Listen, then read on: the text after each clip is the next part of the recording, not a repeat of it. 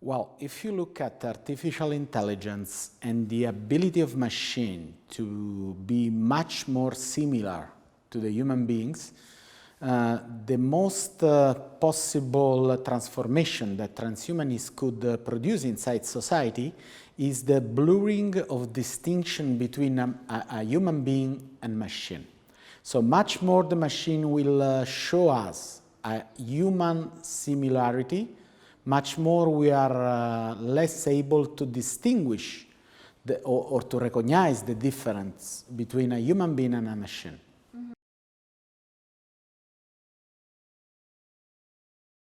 A living being is someone that exists, and a machine is something that is working, is functioning.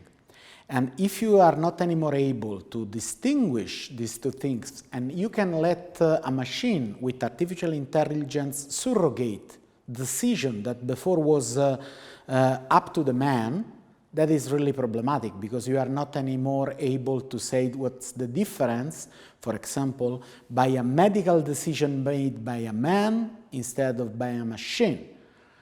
Why? Historically, in every kind of culture, judge, doctor, was always special people inside the community.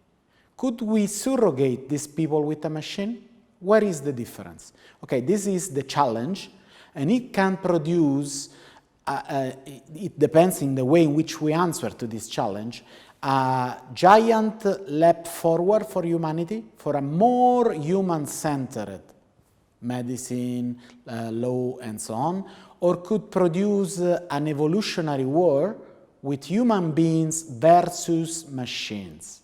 And that could be the worst scenario, in which the machine are the competitor of the human beings, and the human being could be eradicated or cancelled by this kind of machine.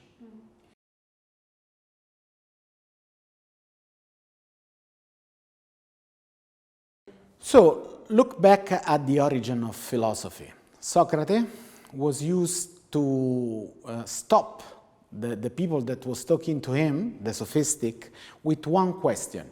In Greek, TST, that means, what is it? And so, coming back to the original question, what is it? Asking to ourselves, what is it, a machine? What is it to be a man? What does it mean to be a man?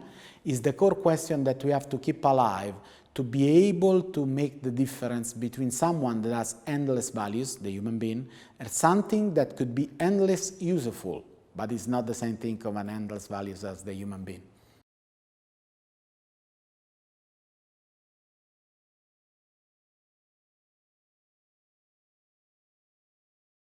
Probably this is a question that will never have a definitive answer, because the answer is valid now, because ourselves are discovering ourselves throughout the times. And the answer that the old Hebrews give to themselves was valid. The answer that the medieval Christianity give to themselves is valid. Now is our turn to give to ourselves, to this time, a valid answer to the question who I am and why I'm so curious about myself and reality. And so this answer has more an historical set of answers that is not the definitive one. We have the generation that has to give a new answer to a really old question.